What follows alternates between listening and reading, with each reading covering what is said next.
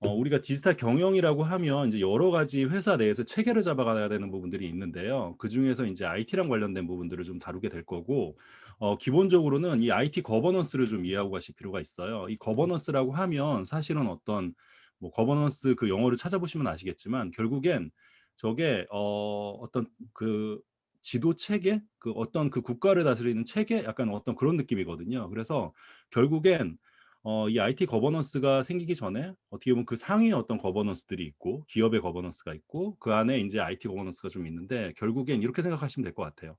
기업의 목표가 어쨌든 수립이 되면 거기에 관련된 전략들이 이제 만들어지게 되고 그 전략에 맞춰서 목표와 전략에 맞춰서 IT 거버넌스도 실제로 정렬이 된다. 온라인이 되어야 된다라는 측면에서 실제로 이 IT 거버넌스의 중요성이 있다고 보면 좋을 것 같고요. 아까 오전에 아까 그 풀이에도 IT 거버넌스 문제가 2교시에 나오기는 했지만 그 관점에서 5가지 도메인이 저희가 있죠. 그래서 아마 잘 알고 계시는 것처럼 전략 연계, 그리고 자원 관리, 가치, 위험, 성과 관리, 전자가위성, 네, 이렇게 5가지를 외우시면 좋을 것 같고, 이게 그냥 전자가위성이네, 약간 이거보다 저희가 지금 디지털 경영에서 굉장히 중요하게 다뤄지고 있는 그 토픽들이 지금 이 안에 다 들어가 있어요. 네, 그래서 제가 그거 관련돼서 좀 설명을 좀 드릴 텐데, 저 전략 연계라는 부분은 어떤 부분이냐면 결국에는 IT가 그냥 편리하고 기업 내 시스템 만들어주고 이런 건가? 약간 이렇게 생각할 수도 있잖아요. 근데 그런 측면이 아니라 결국엔 기업의 리소스와 어떤 프로세스는 정해져 있고 그 한정된 자원 안에서 실제로 이 IT 자원을 어떻게 쓸까라는 측면으로 사실은 고민을 해야 하고, 그러려면 결국에 기업의 목표와 전략이 연계가 되어 있어야 된다는 거예요.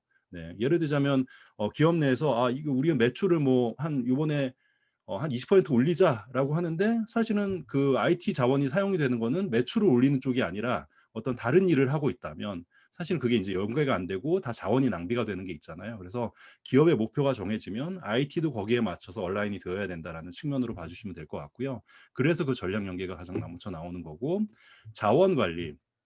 자원 관리는 결국에는 IT 자원을 어떻게 관리할 것이냐에 대한 문제이고, 그리고 그걸 통해서 가치를 이제 생산해내는, 네, IT 가치라고 하면 그게 이제 시스템이 될 수도 있고 아니면 어떤 서비스가 될 수도 있을 것 같은데요. 그럼 가치적인 측면, 그리고 얘네들만 해서 그냥 끝날 게 아니라 어떤 위험 관리나 성과 관리도 같이 이루어져야 되는 부분들이 있다라고 하는데, 저희가 그 생각하고 있는 토픽들이 이 안에 다 들어가 있습니다.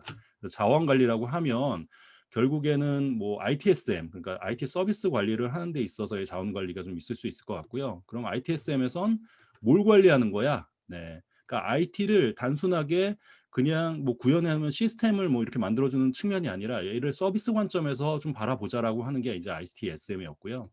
이 ITSM의 관리 대상은 그래서 조직, 우리가 IT 조직을 어떻게 가져갈 거야? 그리고 그 개발을 만들어내는 그 프로세스는, 그러니까 요구사항이 인입되고 그리고 그 요구사항들을 관리하고 그거를 실제로 어떤 형태로 개발을 만들어내고 형상 관리는 또 어떻게 할 거고 이런 것들에 대한 이제 프로세스, 그리고 IT에 대한 자원, 그리고 기술적인 측면, 이런 것들이 이제 다 ITSM의 관리 대상이 되는 거고요. 프레임워크는 저희가 ITSM을 하고 싶어요, 회사에서. 그런데 이걸 어디서부터 어떻게 하지? 약간 이럴 때 거의 어떻게 보면은 그 표준화된 내용들을 딱 제공을 해주면 그거 그냥 가지고 이제 구축을 할 수 있잖아요. 그래서 어떤 그런 프레임워크 측면에서 이제 ITI라는 게 있고요. 이게 네. 이게 IT 이 ITIL 같은 경우에는 얘가 약간 표준 같은 그런 거잖아요. 그래서 이게 버전이 계속 업그레이드가 되어 왔었어요. 네, 그런데 일부 금융권은 아직도 2.0을 사용하는 금융권도 있습니다. 네, 그래서 이게 문제가 굉장히 막 혼합해서 나와서 이거 사실은 한번 딱 이 가지를 잡고 가지 않으면 이거는 다 ITIL인데 저게 어디 거지 여기 거지 막 이렇게 헷갈리실 수 있거든요. 그래서 한번 그런 것들 잘 보셨으면 좋겠고, ITIL은 2.0부터 일단 시작을 하긴 했는데 이제 ITIL 2.0은 서비스 서포트랑 서비스 딜리버리로 나눠져 있어요. 네, 그래서 서비스 서포트는 결국에는 안정적인 서비스를 지원하기 위한 프로세스라고 생각해 주시면 될 것 같고요. 이게 아마 이거 외우셨는지 모르겠는데 강정배 멘토님의 그 외우는 방식이 있거든요. 그 이게 뭐였지? 스테이 PCIC 혹시 그거 외우셨는지 모르겠는데 예, 그거입니다. 네, 그래서 서비스 데스크, 인시던트 관리, 프로블럼 관리, 뭐 체인지, 그러니까 변경 관리, 그리고 배포 관리, 그리고 형상 관리 뭐 이런 부분들이 있고요. 그래서 얘네들이 하나의 서비스를 지원하기 위해서 이런 관리들을 해야 됩니다라는 측면이고, 이 제가 지금 이 빨간색으로 지금 표시가 되는 라인들이 있잖아요. 걔네들은 다 출제가 됐었던 애들이라고 생각하시면 될 것 같아요. 그래서 제가 얘는 출제가 됐으니까 좀 유심히 보십시오라는 측면에서 빨간색으로 표시를 한 거고요. 인시던트 관리는 결국엔 IT 중단, 그러니까 우리가 뭔가 IT 서비스를 하고 있는데 갑자기 중단됐어. 뭐 아니면 IT 서비스의 질을 감소한, 품질을 감소하는 어떤 이벤트가 있었어. 이런 것들을 컨트롤하는 부분이고요. 문제 관리는 어떤 근본적인 문제, 그러니까 얘가 어떤 그 서비스가 중단이 됐는데 얘의 어떤 근본적인 원인들을 좀 파악하고 해결하는 부분이라고 생각하시면 될 것 같습니다. 그리고 체인지나 뭐 릴리즈, 배포, 뭐 형상 관리 이런 부분들은 이제 그 형상이라 하면 저희가 어떤 베이스라인을 정해놓고 여기서 어떻게 변경이 되고 오는지를 사실 다 이제 조직 내에 기록을 하는 부분들이잖아요. 그래서 CMDB라는 곳에 이제 그 저장을 하게 되고요. 네, 뭐 CI 정보가 이제 대부분이고, 저 CI 정보에는 뭐 이제 소스나 이런 것들도 될 수도 있고요. 아니면 어떤 문서나 이런 부분들도 다 이 형상 관리 대상이 된다라고 봐주시면 될 것 같습니다. 네, 그래서 이 부분이, 그러니까 다시 돌아가면 ITIA라는 게 결국에는 저희가 ITSM에서 지금 나온 거죠. 네, 그러니까 IT 서비스를 관리하기 위한 어떻게 보면 프레임워크이고, 표준화된 프레임워크이고, 그게 지금 2.0에는 서비스 서포트와 서비스 딜리버리가 있었다라는 측면으로 이제는 얘기할 수 있을 것 같아요. 그리고 3.0에는 아까 말씀하신 대로 한 5가지 정도가 있었잖아요. 그래서 갑자기 생각이 안 나네. 뭐였죠? 5가지가? 아시는 분 없으신가요? 네. 갑자기 생각이 안 나네. 이거 생각나면 말씀드릴게요.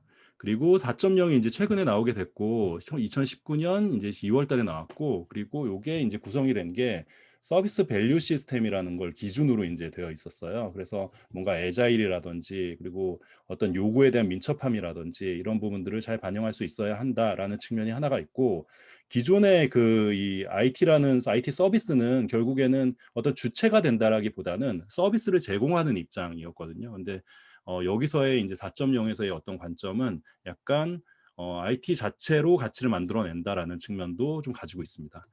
그래서 이 서비스 밸류 시스템은 이 크게 뭐 한 요 정도의 구성 요소를 가지고 있고, SVC와 밸류, 프랙티스, 가이딩 프린서플, 그리고 거버넌스 뭐 이런 부분들로 지금 구성이 되어 있습니다. 오늘 시험에 나왔던 부분이기도 하고요. 4차원 모델은 알고 계시듯이 뭐 조직, 사람, 가치 프로세스 이런 부분들로 이루어져 있고요. 네, 그리고 서비스 카탈로그 뭐 이런 부분들도 이제 ITIL을 구성하는 요소 중에 하나입니다. 그래서 프레임워크까지 본 거고요. 우리가 그럼 무슨 프레임워크를 봤냐라고 했을 때 IT의 거버넌스, 그러니까 거버넌스 측면에서 자원 관리가 굉장히, IT 자원 관리가 굉장히 중요한데 자원 관리를 하면 결국엔 조직, 프로세스, 자원, 기술 뭐 이런 것들을 다 포함하고 있어. 그런 측면에서 ITSM이라는 게 있고, 이 ITMSM 프레임워크로 대표적인 게 ITIL이라는 게 있습니다. 라는 것까지 지금 온 거고요. 그 외에도 이제 저희가 뵀던 이제 SLM, 그러니까 결국에는 서비스를 제공하려면 서로 기대치가 맞아야 되잖아요. 예를 들자면 누가 친구가 나 밥 사줄게 했는데 나는 적어도 한 2만 원짜리 이상의 밥을 생각하고 있었는데 친구가 생각했던 건 5천 원짜리일 수도 있는 거잖아요. 그러면 결국에는 얼마짜리 밥을 사줄 거냐라는 부분에 사실은 굉장히 디테일하게 정하는 부분들이 필요한데, 이 IT 서비스도 제가 우스갯소리로 사실 농담처럼 얘기를 드리긴 했지만 그런 어떤 서비스에 대한 그 레벨, 규약을 굉장히 잘 맞춰서 해야 된다라는 측면에 이제 SLM이라는 게 있고, 이 SLM은 결국엔 아까 제가 문제를 좀 내기도 했지만 SOW를 기준으로 SLA가 만들어지고, 결국엔 그 SLA를 잘 관리하기 위한 서비스 레벨 매니지먼트라고 봐주시면 좋을 것 같고요. 그렇기 때문에 SLM의 구성 요소는 서비스 카탈로그, 뭐 SLA, OLA, 오늘 2교시에 나왔던, 그리고 서비스 퀄리티 플랜, 뭐 서비스 리포트, SLM 엔진 뭐 이런 것들이 있다라고 합니다. 네. 그럼 딱 봐도 우리가 ITSM을 제공하는 데 있어서 이 SLA라는 게 굉장히 중요하잖아요. 네. 얘는 시험에도 또 출제가 됐었던 얘기도 하고, 네, 그럼 얘는 어떤 거냐라고 했을 때 알고 계신 대로 서비스 제공하는 사람과 그리고 제공을 받는 그 업체 간의 서비스 수준에 대한 계약을 합의하기 위한 문서입니다. 근데 이게 이제 SOW를 기반으로 이제 만들어지는 부분들이 있고요. 기본 문서는 되게 많죠. 네, 계약서, 기술 사양서, 뭐 SOW, 서비스 수준 관리 지표 이런 것들이 다 이제 들어가야 되는 부분이라고 봐주시면 될 것 같아요. 네. 네, 그리고 그러면 이 SLA를 만들 때는 어떻게 만들 거냐라고 했을 때 결국에는 뭐 사실은 서비스 범위, 내용 정의, 수준 관리 지표 선정, 지표가 당연히 들어가야겠죠. 그리고 목표도 있어야 되고 아까 이슈에 나왔던 페널티나 보상 기준, 네, 이런 것들도 다 나와야 되는 부분들이 있습니다. 네. SLA까지 봤고요. OLA는 이제 조직 내부의 이제 그 서비스 레벨을 얘기하는 거고, 네. 그래서 저희가 ITSM을 하는 데 있어서 이런 것들이 관리 대상이 되고요. 그리고 표준화된 프레임워크는 ITIL에 있고, 그리고 서비스 레벨 관리가 굉장히 중요한데 그 서비스 레벨 관리에 SLM을 가지고 서비스 레벨 관리를 합니다라는 측면이고요. 이 ITSM을 외부에서 아웃소싱 하게 되면 이제 IT 아웃소싱이 이제 필요하게 되겠죠. 그래서 IT 아웃소싱 측면에서 좀 보면 일단은 네, 아웃소싱의 단계를 좀 나눠볼 수도 있고, 그리고 뭐 아웃소싱 유형, 그리고 평가 방법, 그리고 표준, 평가 표준이거든요. 네, 이런 부분도 있고, 형태가 MSP, 뭐 BPO 이런 것들이 있다라는 측면으로 생각해 주시면 될 것 같은데요. 일단 크라우드 소싱은 좀 소싱을 하는 방법의 하나니까 일단 뒤로 빼놓고 IT 아웃소싱의 이제 단계를 보면 네, 뭐 결국에는 저희가 알고 있는 단계인 것 같아요. RFI 그리고 RFP를 쓰면 그걸 기반으로 제안서를 제출하고 제안서를 제출하고 이제 제안 설명회를 한 다음 제안 설명회가 아니라 그 제안 발표를 하게 되면 거기에 이제 우선 협상자가 결정이 되고 기술 협상을 통해서 이제 최종 낙찰이 되는 방식이잖아요. 그래서 이런 단계들을 거친다라는 측면에서의 단계가 있고 아웃소싱 유형은 뭔가 내 그 전체를 할 거냐 아니면 부분만 할 거냐 그리고 그런 부분들도 있을 수 있고 그리고 주는데 IT의 자회사한테 위임할 거냐 아니면 우리는 기획을 하고 아니면 그 실제 실행하는 것들을 실제로 아웃소싱 할 거냐 뭐 이런 부분으로 일단은 나눠진다고 봐주시면 될 것 같고요. ESCM은 예전에는 좀 잘 나오기는 했어요. 이게 IT 아웃소싱을 할 때 평가하는 방법론이거든요. 그래서 IT 아웃소싱에 유형은 뭐가 있고 평가는 ESCM이라는 게 있어라는 측면으로 봐주시면 될 것 같아요. 근데 평가 모델의 최고 측우라는 게 있거든요. 그래서 이것도 이게 제가 이거는 그 지금 두음입니다. 네, 두음이라서 나중에 한번 이것도 봐주시면 좋지 않을까 생각이 돼요. 그러니까 얘를 ESCM만 보는 게 아니라 이 전체적인 관점에서 ITSM을 하는데 그 중에 아웃소싱을 줬을 때 그러면 그 업체가 잘하는지 못하는지를 어떻게 평가할 거야라고 할 때 ESCM이 들어가는 거예요. 네. 그리고 ISO 2만은 네, 이게 운영 체계를 평가하도록 제정한 국제심사 표준입니다. 그래서 평가에 대한 표준, 인증 표준이라고 봐주시면 될 것 같고요. 그리고 아웃소싱의 형태가 이제 몇 가지가 좀 있는데 실제로 이 MSP라고 하면 이거는 인프라적인 그 인프라 IT 자원과 서비스를 통합적으로 제공하는 모델이에요. 그래서 IDC에 저희가 예전에는 이제 IDC 온프라미스 환경 이제 IDC의 서버나 뭐 네트워크 이런 것들을 이제 했잖아요. 근데 그런 것들을 이제 토탈로 제공하는 업체를 이제 매니지먼트 서비스 프로바이더라고 이제 얘기를 해서 MSP라는 형태가 있고요. 이제 BPO라는 건 비즈니스 프로세스 아웃소싱이라고 하는 거예요. 그래서 예를 들자면 우리 기업 내에 있어서 물류가 있어요. 그러니까 예를 들자면 우리는 생산만 하고 싶어. 그럼 여기서 실제로 주문이 들어왔을 때 뭔가 패킹하고 배송하고 뭐 이런 부분들은 다른 쪽에서 해줬으면 좋겠어라고 했을 때 그 부분만 아웃소싱을 해주는 부분들로 이제 비즈니스 프로세스 아웃소싱, 그러니까 비즈니스의 프로세스 중에 일부를 아웃소싱 한다는 거예요. 네, 그런 아웃소싱 형태도 있습니다. 네. 그래서 지금 좀 많이 오긴 했는데 ITSM에서 지금 펼쳐서 나온 거예요. 네. 그래서 이제 그 프레임워크의 구성 요소들을 지금 저희가 하나씩 보고 있는 거고요. 네. 그리고 얘는 이제 아웃하우 소싱. 네. 크라우드 소싱도 있죠. 네. 그러니까 대중을 통해서 이제 소싱하는 방법이고요. 저건. 그리고 어떤 그런 그 프로세스 표준이나 아니면 성숙도를 뭐 측정하기 위한 어떤 표준의 CMMI나 이제 스파이스 저희가 소프트웨어 공학하면 또 이제 알게 될, 보이게 될 이제 그런 토픽들이 좀 여기 좀 있고요. 네, 그러면 이제 자원 관리 측면에서는 그러니까 조직을 어떻게 조직과 프로세스와 그리고 자원을 어떻게 관리할 거야라는 측면에서의 ITSM과 ITIL 뭐 이런 애들을 지금 쭉 얘기를 한 거고요. 그럼 조직 내에서 관리해야 되는 게 이제 위험 관리가 있는데 그럼 조직 내에서의 위험은 뭘까라는 측면으로 좀 볼게요. 네. 결국엔 우리가 뜻하지 않은 어떤 상황들, 재해나 아니면 기타 여러 가지 상황들에 의해서 비즈니스가 스톱이 되는 상황이 굉장히 위험한 상황이잖아요. 그게 아니면 어떤 기업 내에 준수해야 될 컴플라이언스를 위반해서 예를 들자면 개인정보가 유출이 됐다거나 뭐 아니면 회계 조작을 했다거나 이런 것들 때문에 사실은 기업이 굉장히 위태로워질 수도 있잖아요. 그래서 그런 측면에서의 관리도 필요한 부분들이 있습니다. 그래서 위험 관리 측면을 저는 이제 BCP랑 컴플라이언스 측면으로 좀 나눴고요. BCP는 알고 계시는 대로 이제 뭐 여러 가지 이제 BCP의 관리 체계로는 이제 BCM 그리고 거기에 표준인 ISO 22301 뭐 이런 것들이 있고요. 그리고 BCP의 계획은 이제 DRP 같은 것들이 있는데 DRP에는 실제로 이거는 얘는 디제스터 리커버리 플랜이라고 해서 뭔가 체계적으로 복구할 수 있도록 수립한 절차와 문서예요. 네. 그래서 제가 너무 이렇게 또 들어가면은 막 여기에 또 빠지실 것 같아서 좀 조심스럽기는 한데 그래서 뭐 복구 계획서나 아니면 훈련 계획서 이런 것들이 이제 좀 들어가야 되는 부분들이 있고 잘 알고 계시다시피 요 계획이 정해지면 이 안에는 어떤 시스템으로 어떻게 우리가 복구할 거야라고 하는 DRS도 이제 여기 들어가게 되죠. 근데 그 DRS의 수준이나 형태를 결정하기 위해서 들어가는 부분이 이제 BIA라는 게 이제 사전에 좀 구성이 돼야 되는 부분들이 있죠. 네, 그래서 그런 부분들이 있고 DRS는 아까 제가 1교시 때 문제 낸 것처럼 구축 유형에 따른 장점과 단점을 얘기해 보세요라는 측면을 이제 말씀드렸는데 기술 요소랑 구축 유형, 구축 방식 요 정도만 좀 외워주시면 되게 좋을 것 같아요. 기술 요소는 뭐 이런 것들이죠. HA나 아니면 폴트 톨러런스라고 해서 이제 고장, 내고장성이라고 해서 고장에도 잘 버텨야 된다라는 부분들, 뭐 광통신이 가능해서 실제로 뭔가 DRS 시스템이랑 뭐 실시간으로 되건 아니면 데이터 전송 자체가 싱크가 굉장히 빠르게 돼야 된다는 부분들의 기술 요소를 가지고 있고 구축 요소 유형으로는 이제 알고 계시듯이 미러, 핫, 웜, 콜드가 있습니다. 미러는 이제 RTO가 제로이고 실시간이죠. 핫은 2시간 이내, 웜은 일주 이내, 그리고 콜드는 수개월이 걸리는 이런 형태로 이제 나눠볼 수 있고요. 저 구축 유형은 그러니까 복구해야 되는 그 시간, RTO의 수준을 가지고 이 유형을 나눈 거예요, 지금은.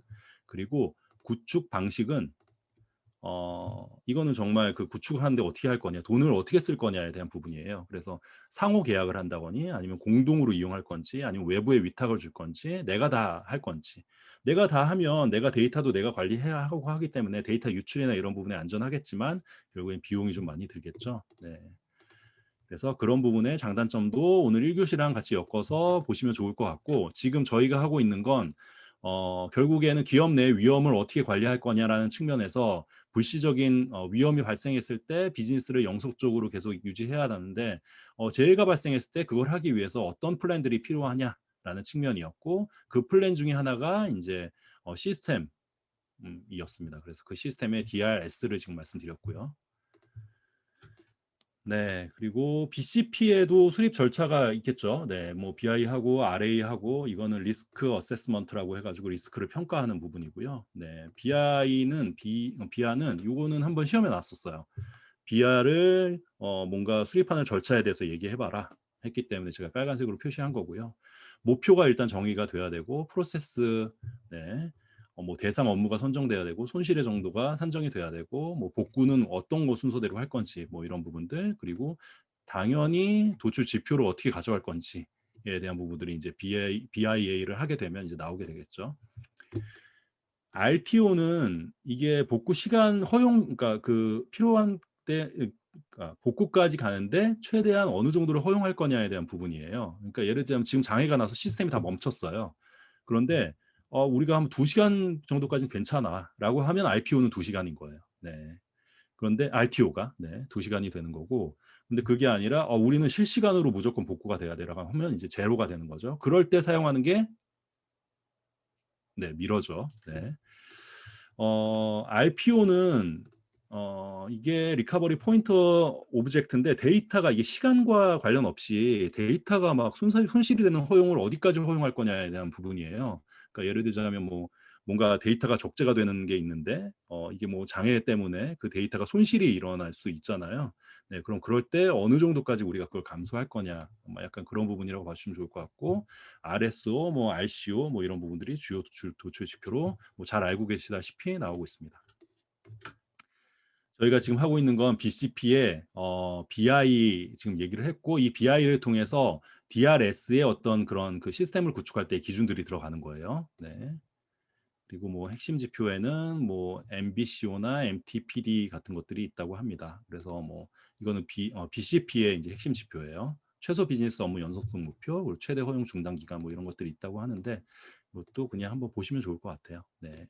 BCP 프레임워크로는 뭐 약간 그 아마 저희도 그 서브노트에 있지 않았을까 싶은데 팬데믹 요즘에 팬데믹이 이슈다 보니까 이렇게 뭔가 감염병이 장기화 됐을 때 직원들이 출근 잘 못하고 그리고 장기적으로 예를 들면 이제 영업해야 되는데 영업 못한다든지 뭐 이럴 수 있잖아요. 이제 그럴 때 그런 위기 상황들을 어떻게 우리가 대처해 나갈까? 그게 기존에 있는 뭐 재해나 약간 이런 관점에서가 아니라 정말 이런 어떤 감염병 상황에서도 사실 이런 것들이 필요하다라가 실제로 팬데믹 BCP라고 봐주시면 될 것 같습니다.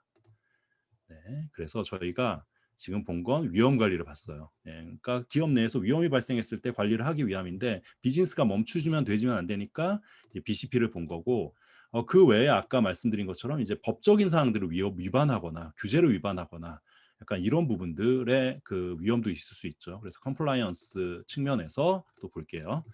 그래서 컴플라이언스라고 하면 이제 IT 컴플라이언스가 이제 주로 좀 얘기가 되고 뭐 기업의 투명성, 리스크 관리를 위해 정부나 관련 기관이 제시한 각종 규제나 법안을 얘기해요. 네, 그래서 그런 것들을 IT 관점에서 시스템으로 재정비하는 게 IT 컴플라이언스입니다. 네, 그러니까 기업이 반드시 준수해야 되는 컴플라이언스가 있겠죠. 네, 그런데 그것들을 이제 시스템 관점에서 재정비하는 게 이제 IT 컴플라이언스고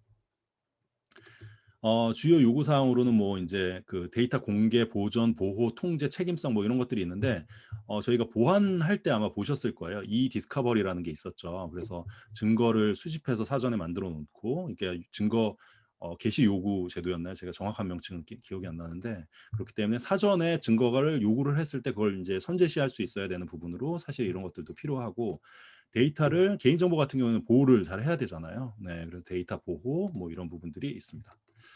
그래서 요구 사항으로는 IT 컴플라이언스 쪽의 요구 사항들은 이런 것들이 있는 거고 규제 측면에서 보면 아까 말씀드린 것처럼 개인정보 보호 측면에서 이제 뭐 GDPR 개인정보보호법 네, 뭐 이런 뭐 데이터 3법 뭐 이런 부분들도 여기 이제 다 들어가는 부분들이 있고요. 이번에 시험에 나왔던 것처럼 OECD 뭐 8원칙 이런 것들은 사실 뭐 직접적으로 기업에 영향을 미친다기보다는 걔네 OECD 8원칙이 실제로 개인정보 보호법에 녹아져 있어요, 다. 네. 8가지 그 항목들이. 그래서 저희는 이제 개인정보보호법을 준수를 하게 되면 그런 것들을 다 지키게 되는 상황이라고 봐주시면 될 것 같고요.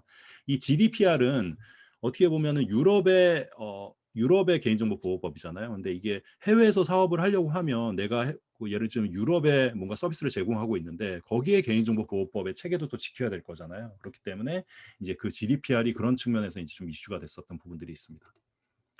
정보 관리 측면에서 보면 이제 뭐 재무 회계 기록이나 아니면 주요 경영 문서의 투명성, 뭐 회계 조작을 한다든지 아니면 뭐 회계하는 방식 자체를 표준된 걸 쓰지 않고 뭐 다른 걸 쓴다든지 뭐 이런 측면으로 되면 안 되겠죠. 그래서 바젤 3라는 뭐 이런 것들이 있고요. 네. 금융 관련돼서 이제 재발 방지를 위한 어떤 규제 기준이라고 봐주시면 좋을 것 같고 IFRS는 이제 국제 회계 기준이잖아요. 네. 이런 것들을 준수해서 해야 된다. 근데 IT가 당연히 이런 것들을 하기 위해서 뭔가 시스템이 갖춰져야 되는 부분들이 있으니 이런 요구가 네, 당연히 적용이 돼야 되는 부분들이 있습니다. 그리고 정보 보안 측면에서 보면 저희가 잘 알고 있는 ISMS, ISMSP 뭐 이런 애들이 이제 정보 보안 측면에서의 규제 종류라고 봐주시면 좋을 것 같고요. 걔는 뭐 인증이긴 하지만 거기서 나오는 애들이 다 이제 규제를 하나하나씩 다 지켜야 되는 내용들이라고 봐주시면 좋을 것 같고 ISMS 같은 경우에는 특히나 뭔가 반드시 준수해야 되는 그런 그 요건들이 있죠. 예를 들자면 뭐 그 회원 수가 뭐 100만 명 이상 되거나 뭐 이런 기업들 월 매출이 뭐 어느 정도 이상 되면 실제로 이 ISMS 기준을 지켜야 된다라는 인증을 필수로 받아야 된다라는 그 기준들이 있기 때문에 그런 것도 기업 입장에서는 규제 종류의 하나라고 봐주시면 될 것 같아요. 그리고 이제 코서 프레임워크인데 이거는 IT 컴플라이언스를 이제 뭔가 내가 하고 싶은데 그럼 이걸 어떻게 해야 돼? 또 막막하잖아요. 그러니까 아까 저희가 IT 거버넌스 측면에서 뭔가를 하려고 했을 때 뭔가 답답한 게 있었던 것처럼 이게 IT 컴플라이언스 하려면 이 프레임워크를 그대로 갖다가 이렇게 쓰시면 됩니다. 적용하시면 돼요라는 측면으로 봐주시면 좋을 것 같고 결국엔 기업 내부의 통제 목적을 운영 효과성, 효율성, 재무보고 신뢰성 뭐 이런 부분으로 가이드라인을 제공하는 프레임워크예요. 네. 그래서 내부 통제, 평가 모델이고 구성 요소, 뭐 이런 쭉 있는데 한번 시간 날 때 한번 봐주시면 좋을 것 같아요. 얘는 공부를 할 때. 제가 다시 한번 말씀드리지만 지금 여기서 막 어떤 요소들을 막 외우고 막 이러실 필요는 없고 제가 이걸 사실 만들고 강의를 하고 그리고 제공해 드리는 목적은 이게 저희가 토픽을 보다 보면 이 코소 프레임워크 가지고만도 한 2시간, 3시간 빠져 있을 수 있잖아요. 그게 아니라 이 숲을 보고 공부를 하시더라도 여기서 어떤 요소가 핵심인지를 좀 보시라고 사실 지금 하고 있는 거니까 그런 관점을 잘 지켜주시면 좋겠습니다. 네. 그래서 코소 프레임워크 간단하게 그럼 너는 뭐냐라고 했을 때 IT 컴플라이언스를 기업 내 좀 적용하고 싶은데 워낙 갖춰진 게 없으니 이 프레임워크를 그냥 가져다 어느 정도는 쓸 수 있도록 빠르게 적용할 수 있도록 도와주는 장치 정도로 생각해 주시면 될 것 같습니다. 그래서 이런 IT 컴플라이언스 측면에서 그러니까 기업이 컴플라이언스를 지켜야 되는데 그게 IT 측면에서도 뭔가 시스템화되어야 되는 부분들이 있고 그리고 최근에는 AI나 아니면 빅데이터 기술을 통해서 이런 부분들을 굉장히 촉진시켜주는 그리고 뭔가 잘 유연하게 해주는 부분들이 이제 발전하게 됐는데요. 한참 이제 120회 때, 121회 때 나왔던 게 이제 레그테크 이 부분이고요. 결국엔 IT 기술을 활용해서 컴플라이언스 업무들을 효율화하는 기술이고 그럼 얘가 어디에 영역이 있는 거야?라고 했을 때 결국엔 데이터를 수집해서 정제하고 분석해서 뭔가 결과를 만들어냄으로써 규제 준수가 잘 지켜지고 있는지를 이제 감시하겠다라는 부분입니다. 그래서 법규 준수, 준법 감시, 내부 통제의 어떤 기능들을 가지고 있는 부분이고요. 레그테크가 이제 그런 역할이고 자세한 부분은 이제 서브노트를 통해서 꼭 보완하셔야 돼요. 서브테크는 아까 그 1교시 때 나왔던 부분이라 네, 간단하게 하고 넘어갈게요. 감독과 감사를 수행하기 위한 기술인데 이게 아까도 말씀드렸다시피 관점이 틀린 거예요. 레그테크는 이제 기업 관점이고 얘는 이제 그 금융감독원 관점에서의 어떤 감사를 하기 위한 슈퍼비전을 하기 위한 관점이라고 봐주시면 될 것 같습니다. 네. 적용 사례가 뭐 AI 약관 심사, 뭐 전자금융 사기 시스템 뭐 이런 부분들이 있는 거고요. 네. 그래서 저희가 기업에서는 IT 거버넌스 측면에서 몇 가지 관리해야 되는 포인트들이 있는데 그 중에 위험 관리 측면이 있어. 근데 그 중에 기업이 뭔가 비즈니스를 멈추는 상황이 있으면 안 되니까 BCP를 관리하고 그리고 뭔가 정부의 규제나 이런 법을 잘 지키지 못해서 기업이 위험해질 수 있으니 컴플라이언스 관리를 해야 된다. 라는 측면에서 위험 관리를 그렇게 배치를 했고요. 그다음에 이제 성과 관리예요. 그러니까 기업 내에서 IT의 어떤 성과나 이런 부분들을 어떻게 관리할까라는 측면이고요. 그러니까 결국엔 IT의 성과뿐만 아니라 IT 투자 관리도 같이 좀 묶어줄 수 있을 것 같은데 이제 BSC가 아까 이제 IT 투자 관리 측면에서 이제 나왔었던 부분이고 뭐 알고 계시듯이 이제 재고 내학, 네, 재무, 고객, 내부 프로세스 학습 관점에서 이제 BSC가 있는 거고요. 이 관점에서 평가가 이루어져야 된다. 성과 평가가 이루어져야 된다라는 측면이고 이걸 IT 쪽으로 가져온 게 IT BSC고요. 이게 IT 관점에서 그럼 뭘까 했을 때 기업의 공헌도 사용자 관점, 운영 프로세스 관점, 그리고 미래지향적인 관점에서 실제로 얼마나 이 IT가 기여를 하고 있느냐라는 측면으로 이제 성과 관리가 이루어져야 된다라는 측면에 IT BSC도 있습니다. 네, 그리고 이런 어떤 그 IT의 기여도에 대한 성과 관리 측면뿐만 아니라 IT에는 돈이 항상 들어가게 되잖아요. 그러면 이 돈에 대한 투자 관리도 돼야 될 거예요. 그러니까 예를 들면 제가 100만 원을 그러니까 100억을 투자했으면 거기에 관련된 정말 성과가 있었는지를 또 봐야 되는 부분들도 있는데 이게 IT 생산성 패러독스라는 게 있었어요. 그러니까 얘는 이제 컴시흥에 출제가 됐었던 앤데 IT 투자가 증가함에도 불구하고 생산성이 비례해서 증가하지 않거나 오히려 감소한다.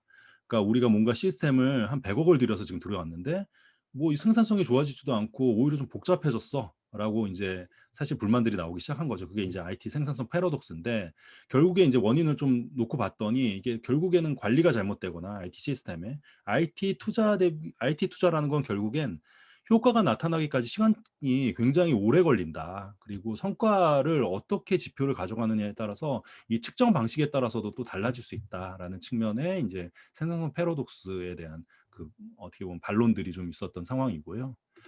그리고 그러다 보니까 이제 IT 투자를 했을 때 성과 평가를 어떻게 가져갈 거야? 약간 이런 부분들이 굉장히 좀 화두가 되기는 했어요.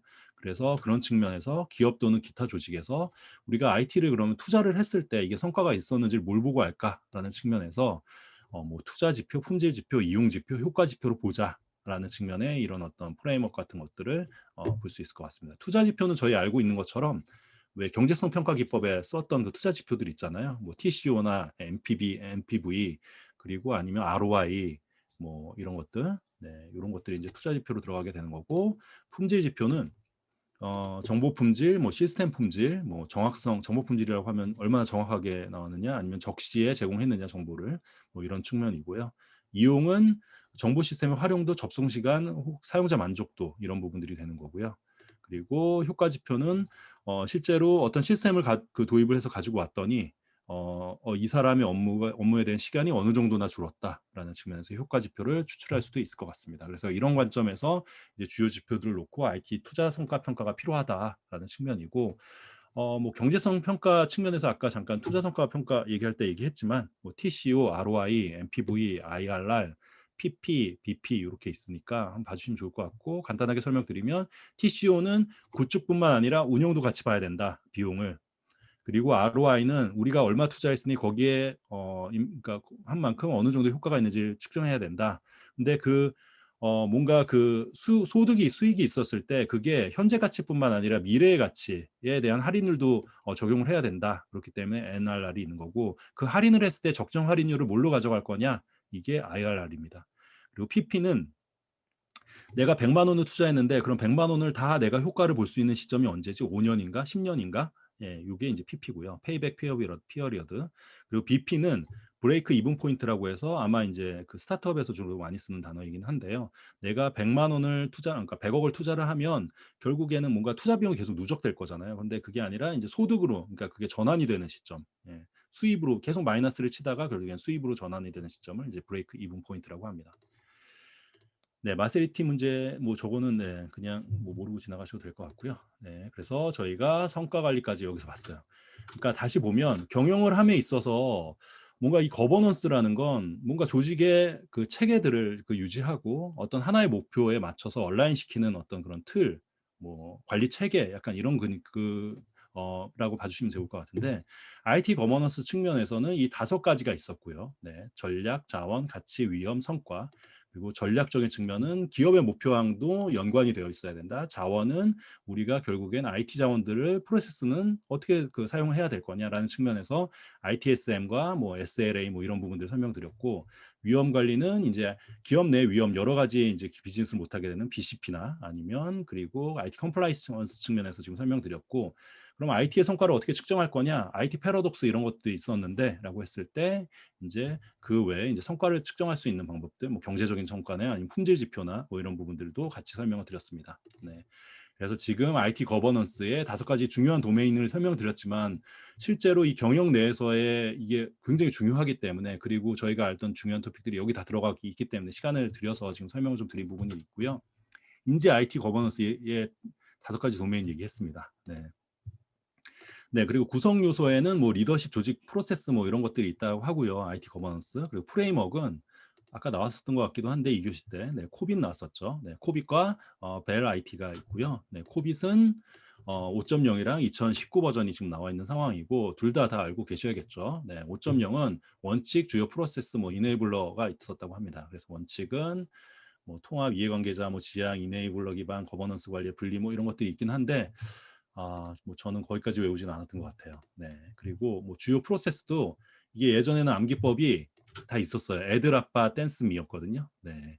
애들 아빠 댄스미 이렇게 저희 선배들은 네, 외워서 시험 보시고 하셨는데, 사실은 뭐 여기까지 이제 시험에 뭐 나온다라기보다는 일단은 요걸 아시는 게 더 중요해요. IT 거버넌스의 프레임워크라는 건 아까 제가 말씀드렸잖아요. 그러니까 거버넌스 적용해야 되는데 이거 하나하나 다 내가 뭐 바닥에서 만들 수는 없으니까 뭔가 잘 만들어진 게 있지 않나?라고 했을 때 가지고 오게 되는 거고, 그 중에 하나가 이제 코빗이라는 아이가 있는 거고, 그게 5.0일 때는 요런 애들이 있었다. 그리고 시간이 난다면 물론 한 번씩 다 보시면 좋습니다. 저기 EDM도 여기 들어가 있어요. 네. 그리고 그런데 이제 그 코빗이 최근에 2019 버전이 나왔다라는 측면이라고 봐주시면 좋을 것 같고, 코빗 2019는 모르겠어요. 이제 5.0은 잘 모르겠는데 19는 한 번쯤 뭐 물어볼 수도 있지 않을까라는 생각이 뭐 개인적인 생각은 있기는 합니다. 네. 네, 베라이티라는 어떤 그런 컴포넌스도 있고, 그 프레임워크도 있고, 비즈니스 가치 실현, 감시 최적화할 수 있는 구조라고 하네요. 네, 이것도 저희 서브노트에 있으니까, 얘가 그냥 베라이티가 뭐였지라고 했을 때, 프레임워크 딱 IT 거버넌스 프레임워크 딱 떠오르면 성공한 거예요. 일단 이 강의는. 네, 고관점이라고 생각해 주시면 될 것 같습니다. 이것도 IT 거버넌스도 프레임워크 얘기했지만 표준이 있어야겠죠. 막 뭐 주구장창 약간 이렇게 막 만들어지면 안 되니까. 그래서 그게 이제 38,500이고요. IT 구현 원칙의 프레임워크이고 목적, EDM 그리고 뭐 6원칙 같은 게 있다라고 하는데요. 이것도 뭐 저도 이거 그 뭐 책준 뭐 이렇게 전 뭐 구 이렇게 외웠었는데 이것도 그냥 한번 그냥 보시면 될 것 같아요. 근데 이걸 막 외우려고 하시지 마시고 결국에는 6원칙 결국엔 이게 왜 원칙이 필요하지라고 했을 때 결국엔 기업 내에서 IT 거버넌스를 하기 위해선 어떤 전략이 당연히 중요하잖아요. 그럼 전략의 연계가 필요하니까. 그리고 구매 그리고 성과는 어떻게 할 건지 뭐 인간 행동은 행동 네, 이거 뭐 이런 자원 관리는 어떻게 할 건지 이런 부분에서의 사실은 한번 보시는 게 더 중요하지 이거를 책준 준, 구, 성, 인 뭐 이렇게 외우시는 거는 사실은 추천하고 싶지는 않습니다. 네. 그리고 표준까지 지금 IT 거버넌스 표준까지 얘기했고요. 이거 외에도 이제 뭐 세세한 표준 거버넌스도 또 있기는 해요. 뭐 OSS, 그러니까 저희 왜 오픈 소스 거버넌스나 금융 보안에 대한 거버넌스 뭐 이런 부분들이 있는데 이것도 나중에 한번 보시면 좋을 것 같고 최근에 이제 OSS가 오픈 소스가 많이 나오잖아요. 이게 왜 그러냐면 기업 내에서 그만큼 오픈 소스를 활용하는 게 과거보다는 굉장히 많이 늘어났고요. 근데 이 오픈 소스라는 게 여러 가지 이제 그 예를 들자면 그 라이선스에 사실은 충돌성이 일어나요. 그러다 보니까 막 도입할 수 있는 게 아니라 기업 내에서 얘는 이런 라이센스를 가지고 있으니까 요런 데 활용을 하고 이런 것들이 통합적으로 좀 관리가 될 필요성이 있는데 그게 아니라 막 어떤 부서들마다 자기가 쓰고 싶은 거 막 쓰고 이러면 사실은 이게 법적으로도 굉장히 문제가 될 수도 있고 나중에 사실은 뭔가 그걸 통합하려고 했을 때도 문제가 생길 수 있잖아요. 그러니까 체계적으로 한 통에 놓고 관리해 보자. 약간 그런 측면에서의 거버넌스라고 봐주시면 좋을 것 같습니다.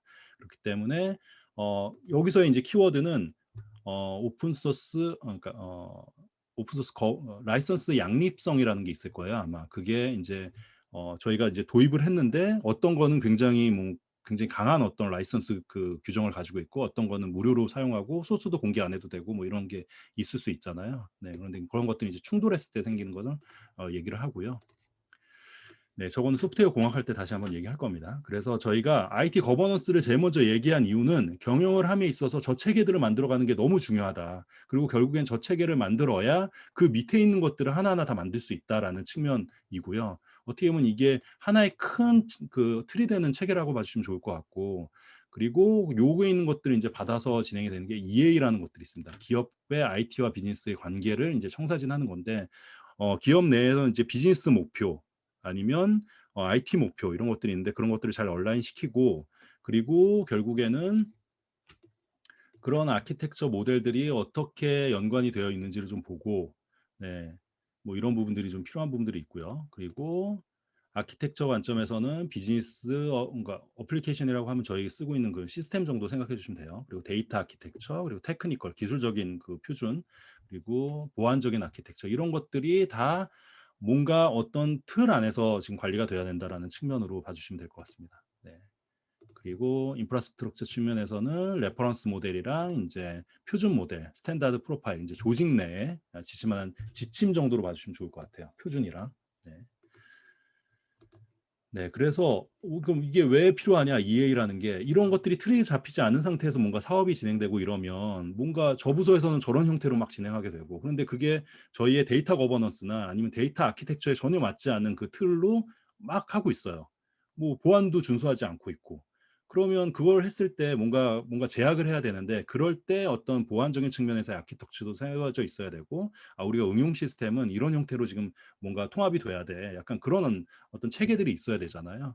네, 그래서 그런 관점에서 체계를 만들어 간다라는 측면으로 봐주시면 좋을 것 같고 공공기관 같은 경우에는 그럼 이런 체계가 얼마나 잘 돼 있냐라는 측면에서 EA 성숙도 모델이라는 걸 측정한다 하기도 한답니다. 네, 그래서 뭐 이런 게 있구나 정도로 생각해 주시면 좋을 것 같고 뭐 EA 프레임워크 또 EA를 관리하기 위한 EA 매니지먼트 시스템 이런 것들이 좀 있기도 하고요.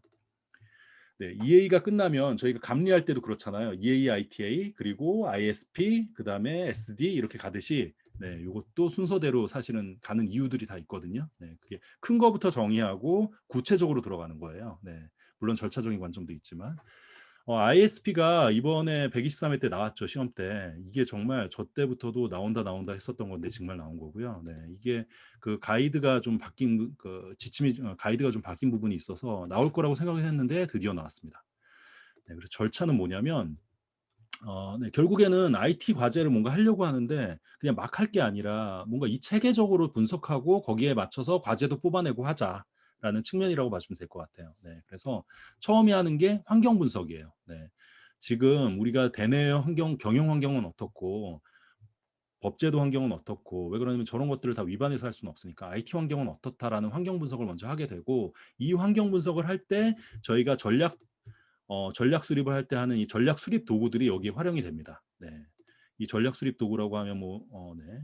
이 현황 분석 같은 거 할 때 뭐 포시지, 뭐 PST, 파이브 폴스 이런 거 있잖아요.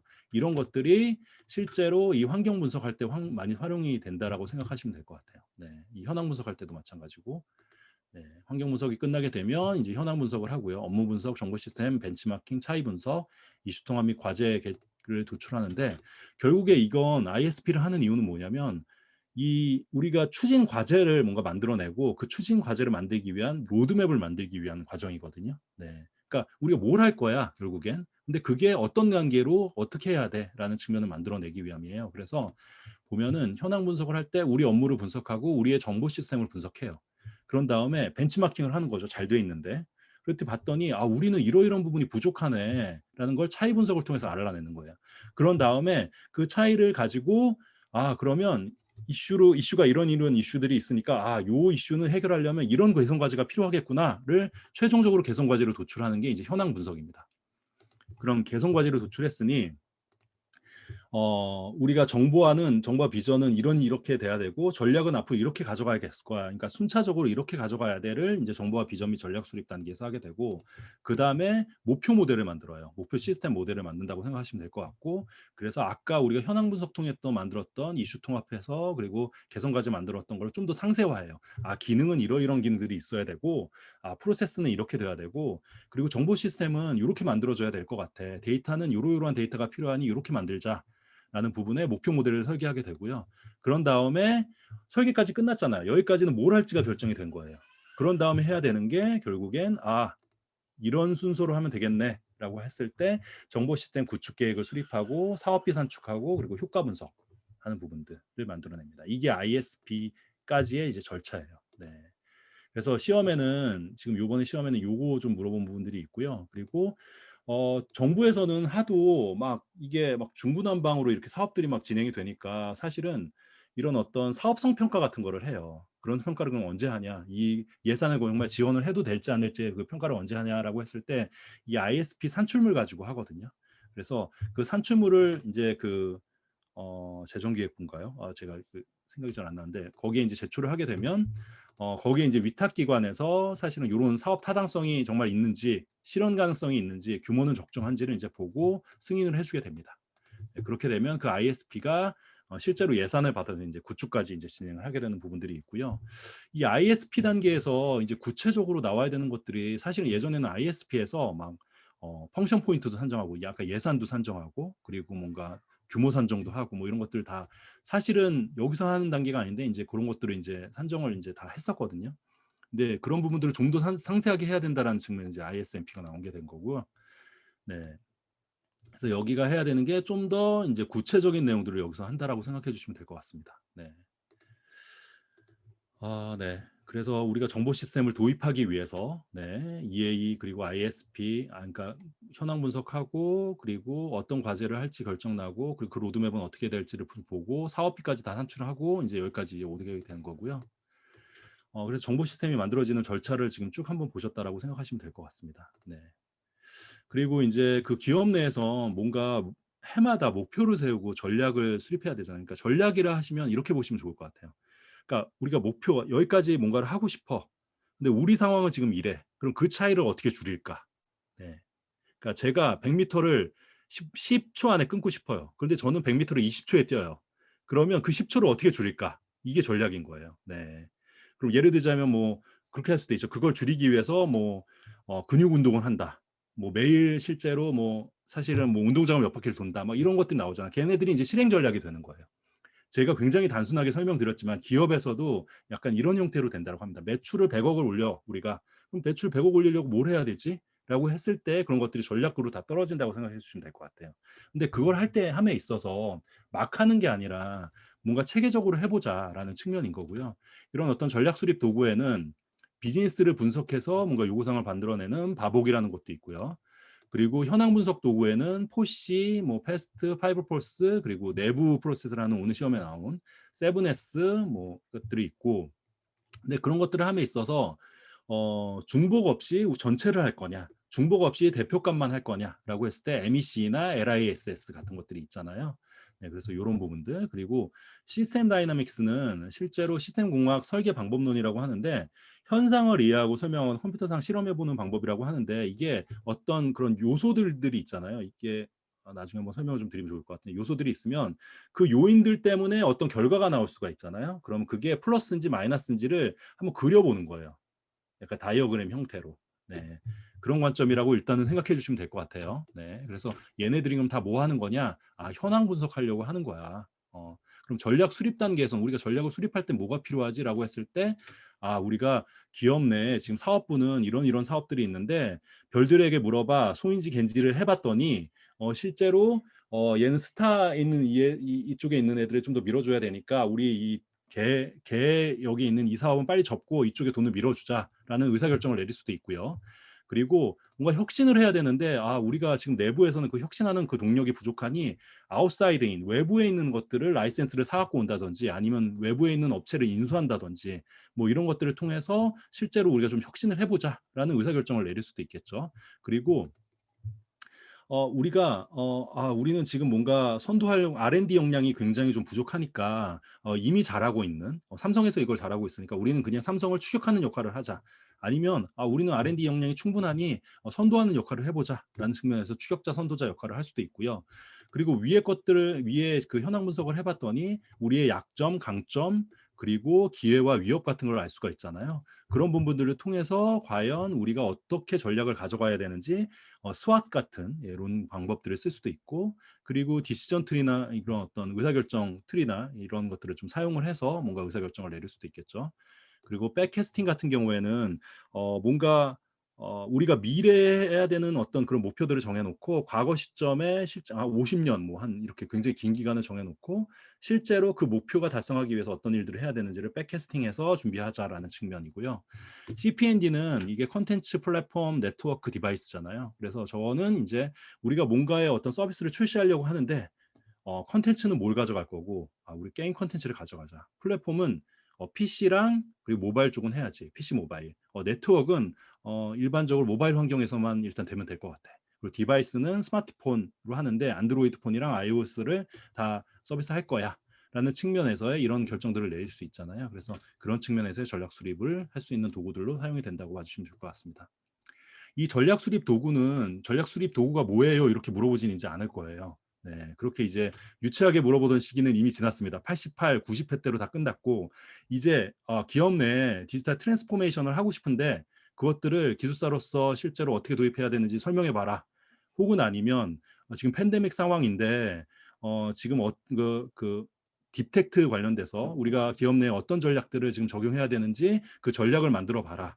뭐 이렇게 물어볼 거예요, 분명히. 그러면 그때 환경 분석을 해야 되고요, 일단은. 그리고 그 환경 분석을 통해서 실제로 내부적으로 우리가 가야 되는 목표를 수립하고요. 근데 그 환경 분석을 할 때는 우리가 했던 뭐 포시, 파이브폴스, 세븐에스 이런 거 다 적어주시면 되는 거예요. 네.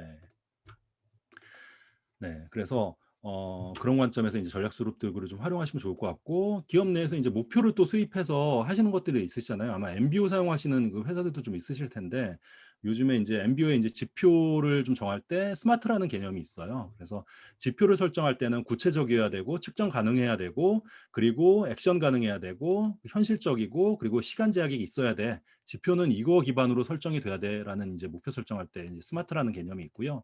최근에 실리콘밸리나 그리고 이 스타트업 굉장히 큰 스타트업들은 다 OKR 위주로 지금 하고 있어요. 그래서 이 OKR이라고 하면 오브젝티브, 키 리절트 두 가지로 이제 이루어지게 되는데, 오브젝티브스가 이제 목표거든요. 그래서 뭔가 기업 내에서 이루어져야 되는 목표가 있으면 그것들이 달성했다라고 생각하는 건 어떤 지표로 볼 거냐라는 측면에서 키 리절트를 몇 가지 정하고, 이것들을 기업 그리고 부서 그리고 개인까지도 다 내려갑니다. 네, 그렇게 해서 개인의 오브젝티브스와 키 리절트를 다 정해서 실제로 이런 어떤 목표 관리를, 성과 관리를 하는 부분들이 최근에는 트렌드니까 OKR도 좀 챙겨가시면 좋을 것 같고요. 네, 경영 전략. 네, 경영 전략 측면에서 뭐 밸류 체인, 기술 경영, 서버타이제이션, RT, 뭐 SEM, VBM, 뭐 린 스타트업 이렇게 있는데 밸류 체인은 다 알고 계시죠? 네. 기업 내에서 프라이머리 액티비티와 서포티드, 그러니까 지원 액티비티를 구분해서 그 프로세스를 뭐 최적화해 보겠다라는 측면으로 이제 밸류 체인 마이클 포터 교수가 이제 만든 거고, 기술 경영은 기술 기반의 경영을 하자. 네. 약간 그런 측면으로 이해해 주시면 될 것 같고, 서버타이제이션은 이게 제조업을 기반으로 새로운 서비스 업체에 전환을 시도하는 거예요. 그러니까 예를 들자면 예전에 LG가 스마트폰만 만들었잖아요. 그런데 정수기만 만들고 난 우리는 제조 회사였어. 그런데 요즘에 이제 LG가 하고 있는 건 뭐냐면 그 제조를 한 다음에 렌탈을 해요. 네, 렌탈 서비스를 하고 있고, 그리고 그 렌탈을 하면서 매번 정기적으로 방문을 해서 그것들을 예를 들자면 뭔가 서비스 관점에서 그것들 청소도 해주고 관리도 해주잖아요. 그러니까 기존의 제조업체가 이런 형태로 서비스의 개념들을 가지고 와서 서비스까지 확장해 나가는 개념, 서버타이제이션, 서비타이제이션, 이렇게 생각해 주시면 될 것 같고요.